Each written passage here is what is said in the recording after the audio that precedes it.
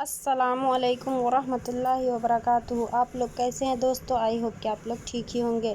آج میں پڑھانے جا رہی ہوں BPSC تیاری 4 سے ریلیٹڈ یہ سبھی کوسچن ہیں جو اہم آپ لوگوں کے لیے بہت ہی امپورٹنٹ کوسچن ہیں۔ آپ لوگ دیکھیے اور سمجھنے کی کوشش کیجیے، اور جتنے بھی میرے دوست ہیں اس چینل سے جڑے ہوئے وہ سبھی لائک اینڈ سبسکرائب ضرور کر لیجیے گا، اور جتنے نئے فرینڈس ہیں وہ سبھی لائک اینڈ سبسکرائب کر لیجیے تاکہ ہر نوٹیفیکیشن آپ کو ملے اور آپ تک پہنچے۔ دیکھیے کوسچن نمبر 1،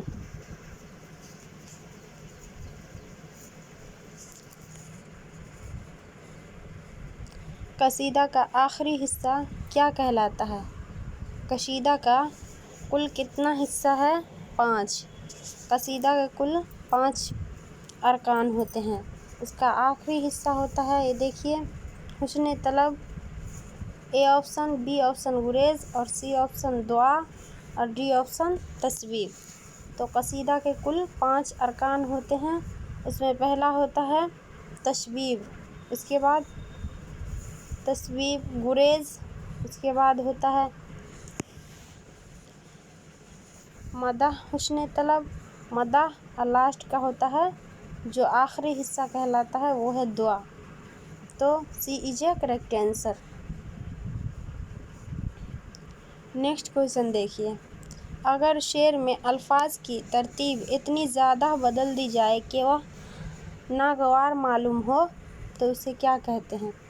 تو دیکھیے، یا مفہوم سمجھنے میں دشواری ہو یا مفہوم بدل جائے تو اسے کیا کہتے ہیں؟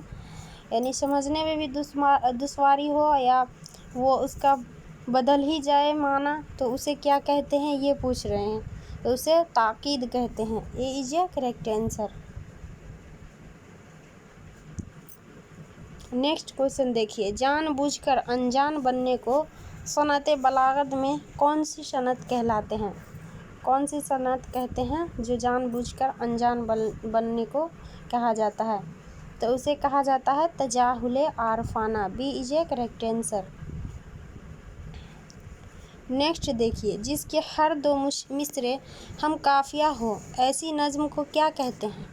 تو ایسی نظم کو مثنوی کہتے ہیں، جس کے ہر 2 مصرعے ہم قافیہ اور ہم یعنی ایک جیسے ہو تو مثنوی کے 2 مصرعے کر کے پڑھے جاتے ہیں، اسی لیے مثنوی ہوگا۔ B is a correct answer. Next question دیکھیے، کسی چیز کی ایسی وجہ بیان کرنا جو حقیقی نہیں ہو لیکن ظاہری طور پر پسندیدہ اور نادر ہو، یہ تعریف بلاغت کی کس صنعت پر صادق آتی ہے؟ تو کس صنعت پر آتی ہیں یہ پوچھ رہے ہیں، تو یہ حسن تعلیل ہوتی ہیں، یعنی کسی چیز کی ایسی وجہ بیان جو حقیقی نہیں ہو، ظاہری طور پر پسندیدہ ہو، پسند ہو، انسان کو پسند لگے، اسے کیا کہتے ہیں؟ حسن تعلیل۔ C is a correct answer.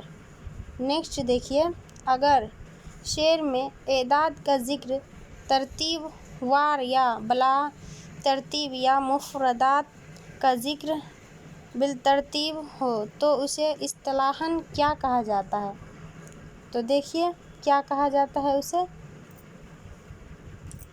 تو اگر شعر کے اعداد کا ذکر ترتیب وار ہو یا مفردات ہو تو اسے گلو کہا جاتا ہے، گلو۔ D is a correct answer. Next question دیکھیے، نہ ہمت نہ قسمت نہ دل ہے نہ آنکھیں، نہ ڈھونڈا نہ پایا نہ سمجھا نہ دیکھا۔ تو ہمت سے ہم کیا کرتے ہیں؟ ہمت سے کسی چیز کو ڈھونڈتے ہیں، تو ہمت سے ڈھونڈیں گے، قسمت سے ہی ہم پاتے ہیں، چاہے وہ جتنا بھی کوشش کر لیجئے، جب تک قسمت میں نہیں رہے گا نہیں ہم پائیں گے۔ دل سے ہم سمجھتے ہیں، آنکھ سے ہی ہم دیکھتے ہیں۔ تو ہمت سے لایا گیا ہے ڈھونڈا، قسمت سے پایا لایا گیا ہے، دل سے سمجھانا لایا گیا ہے، اور آنکھیں سے دیکھا لایا گیا ہے۔ تو مندرجہ بالا میں سے کون سی صنعت استعمال کی گئی ہے؟ تو یہ دیکھیے، ہمت کی وجہ سے ڈھونڈا لایا گیا ہے، اسی لیے ये लफ़्ज़ नस्र मुरत्तब होगा। B is A correct answer.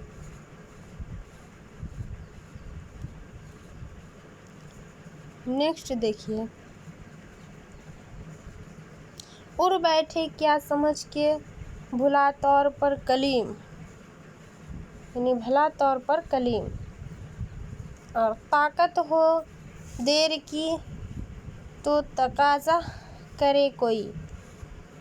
मंदरजा वाला शेर में किस तरह की सनत इस्तेमाल हुई है? ये पूछ रहे हैं किस तरह की सनत इस्तेमाल हुई है। तो कलीम, ये देखिए इसमें तलवी सनअत इस्तेमाल की गई है। सी is A correct answer. Next देखिए, बेसबब जलजला आलिम में नहीं आता है, कोई बेताब तहे खाक तड़पता होगा। इस शेर में शायर कौन सी सनअत बरवाए का कार लाया है? तो देखिए कौन सा सनअत लाया गया है। तो ये लाया गया है बेसबब जलजला आली में नहीं आता, कोई बेताब, यानी कोई बेताब बेचैन जो है वो खाक तड़पता होगा। तो इसका करेक्ट आंसर हो जाएगा हुस्ने तालील। ये शेर की शायरी कौन का सनत है? तो कौन सा सनत इस्तेमाल किया गया? हुस्ने तालील का। सी is A correct answer. Next देखिए,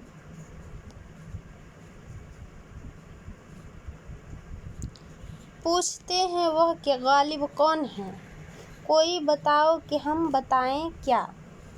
इसमें देखिए मिर्ज़ा गालिब ने अपने इस शेर में किस सनअत को इस्तेमाल किया है। यानी पूछते हैं वह कि गालिब कौन है, ये जानबूझकर पूछ रहे हैं कि कौन है गालिब। तो जानबूझकर अनजान बनने को ही तजाहुल आरफाना कहा जाता है। तो B is A correct answer. Next question देखिए, आह को चाहिए एक उम्र असर होने तक, कौन जीता है तेरी जुल्फ के शर्फ होने तक। शायर ने इस शेर में जिस सनअत को इस्तेमाल किया है इसकी निशानदेही कीजिए।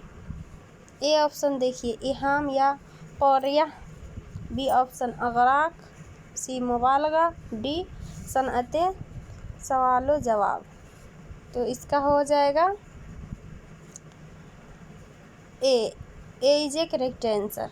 इहाम, सनअत में जिसका कोई माना नहीं हो उसे हम इहाम कहेंगे। तो ए इज ए करेक्ट आंसर।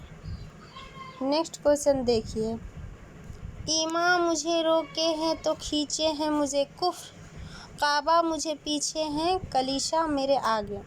इस शेर में सनअत की निशानदेही कीजिए। तो इस शेर में कौन सा सनअत बयान किया गया है ये पूछ रहे हैं। तो सनअते इल्तिफात, इसे ही इस शेर में बयान किया गया है। ए is A correct answer. Next question देखिए, काटा पलक में आँख को, पतली में नूर को, पाँवों में कजरवी को, शेरों में गुरूर को। ये शेर किस सनअत की मिसाल है? ये पूछ रहे हैं कि ये शेर हैं किस सनअत की मिसाल। तो ये शेर है ना अगराक की है, ना मुबालगा की है, ना तबलीग की है, ये गुलू की है। D is A correct answer. Next question देखिए, रोते रोते कौन सोया खाक पर, हिलते हिलते किसका झूला रह गया। तो ये रोते रोते, हिलते हिलते, ये टकरार हो रहा है। ये सनअत पूछ रहा है कौन सा सनअत इसमें इस्तेमाल होगा, उसकी निशानदेही कीजिए। तो कौन सा हुआ है इसमें इस्तेमाल। तो बार बार जो लफ्ज़ आए, ये देखिए रोते रोते, यहाँ हिलते हिलते आया है। तो देखिए ये सनअत में सनअते तकरार होगा। B is A correct answer. Next دیکھیے، اب کے جنون میں فاصلہ شاید نہ کچھ رہے، دامن کے چاک اور غریبیاں کے چاک میں۔ شاعر اس شعر میں کس صنعت کو بروئے کار لایا گیا ہے؟ تو دیکھیے، اے آپشن ادمغ، بی آپشن مرآت النظیر، سی آپشن تجنیس، ڈی آپشن کنایا۔ کون سا لایا گیا یہ پوچھ رہے ہیں، تو یہ کنایا ہے، D is a correct answer. Next question دیکھیے، مروضہ مرثیہ کے ایک بند میں کتنے اشعار ہوتے ہیں؟ اے آپشن دیکھیے 2 اشعار، بی آپشن 3 اشعار، سی آپشن 4 اشعار، ڈی آپشن 6 اشعار۔ تو کتنے اشعار ہوتے ہیں یہ پوچھ رہے ہیں، تو 4 اشعار ہوتے ہیں، سی از اے کریکٹ آنسر۔ نیکسٹ دیکھیے، جو آ کے نہ جائے وہ بڑھاپا دیکھا، جو جا کے نہ آئے وہ جوانی دیکھی۔ تو دیکھیے، اس میں بڑھاپا اور جوانی، یہ مندرجہ بالا شعر میں کون سی صنعت استعمال ہوئی ہے یہ پوچھ رہے ہیں۔ تو دیکھیے، ایک ہے بڑھاپا اور دوسرا ہے جوانی، یہ دونوں اپوزٹ ہے، الٹا ہے، تو صنعت تضاد ہوگا اس کا correct answer, D is a correct answer. Next question دیکھیے، مطلع کے فوراً بعد آنے والے شعر کو کیا کہتے ہیں؟ تو فوراً بعد آنے والے شعر کو کیا کہتے ہیں؟ تو اے آپشن تخلص، بی آپشن دو لخت، تو دو لخت ہی کہتے ہیں فوراً بعد آنے والے مطلع کے، تو B is a correct answer. Next question دیکھیے، ایسا کلام جس سے 2 مفہوم نکلتے ہوں اور کوئی خاص مفہوم متعین نہ ہو، یہ تعریف کس صنعت کی ہے؟ تو یہ دیکھیے، ایسا کلام جس سے 2 مفہوم نکلتے ہوں لیکن کوئی خاص مفہوم متعین نہ ہو، اسے ایہام کہا جاتا ہے، A is a correct answer. Next question دیکھیے، شعر میں جب ایسی کوئی بات کہی جائے جو عقل اور عادت کے خلاف ہو تو اس کو کیا کہتے ہیں؟ تو اے آپشن دیکھیے صنعت اشتقاق، بی آپشن تجنیس، سی آپشن تضاد، ڈی آپشن غلو۔ تو شعر میں جب ایسی کوئی بات کہی جائے جو عقل اور عادت کے خلاف ہو، یعنی اس کے خلاف ہو، تو اسے غلو کہا جاتا ہے، D is a correct answer. Next question دیکھیے، جس شعر میں کوئی مشہور واقعہ یا قصہ یا قول کی طرف اشارہ کیا جائے وہ بلاغت کی کون سی صنعت کہلاتی ہے؟ اے آپشن مبالغہ، بی آپشن غلو، سی آپشن تلمیح اور ڈی آپشن سوال و جواب۔ تو بلاغت کی کون سی صنعت کہلاتی ہے؟ مشہور واقعہ یا قصہ یا قول کی طرف اشارہ کیا جائے اسے، تو اس کا کریکٹ آنسر ہو جائے گا مبالغہ، A is a correct answer. Next question دیکھیے، دل پسند انداز سے کسی چیز کا مطلع کرنا بلاغت کی کس صنعت کی تعریف ہے؟ A option Hasan تعلیل، be option حسن طلب، سی آپشن صنعت مشاکلت اور ڈی آپشن صنعت تکرار۔ تو اس کا کریکٹ آنسر ہو جائے گا حسن طلب، B is a correct answer. Next question دیکھیے، جس شعر میں کسی لفظ کا تسلسل کے ساتھ یا مکرر استعمال ہوا ہو وہ بلاغت کی کون سی صنعت کہی جاتی ہے؟ تو اے آپشن صنعت تضاد، بی آپشن صنعت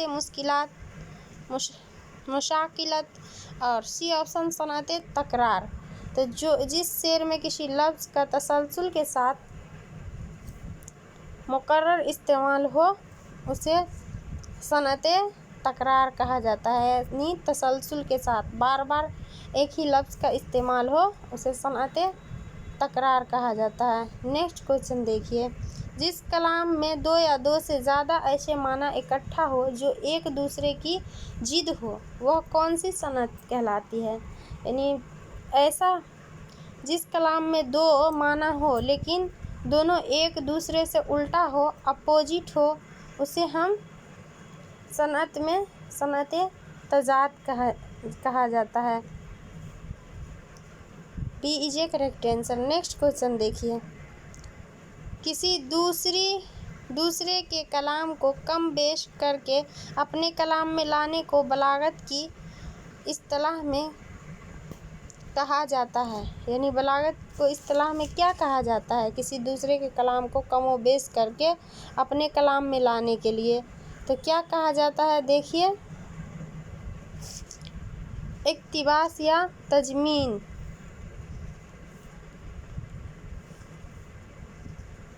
تو اسے اقتباس یا تضمین ہی ہم کہیں گے، کلام کو کم و بیش کر کے اپنے کلام میں لانے کے لیے۔ تو A is a correct answer. I hope کہ آپ لوگ سمجھ گئے ہوں گے اور سمجھنے کی کوشش بھی کیجیے۔ دوستو، جتنا آپ لوگ محنت کیجیے گا اتنا آپ لوگ کو ہی فائدہ ہے، تو محنت کرتے رہیے۔ محنت کرنا ہی آپ لوگوں کے لیے سفلتا ہے، ایک چنوتی ہے۔ آپ لوگ محنت کرتے رہیے اور اس ویڈیو کو لائک اینڈ سبسکرائب ضرور کر لیجیے گا۔ پلیز دوستو، ایک لائک اور سبسکرائب سے ہی ہمیں موٹیویشن ملے گا اور ہم صحیح ڈھنگ سے اسے کوشش کریں گے لانے کے لیے۔ تو آپ لوگ اس چینل سے جڑے رہیے اور اس ویڈیو کو جتنا زیادہ ہو سکے شیئر کیجیے، اپنے دوستوں میں بھی شیئر کر دیجیے تاکہ انہیں بھی کچھ فائدہ حاصل ہو سکے۔ السلام علیکم دوستو۔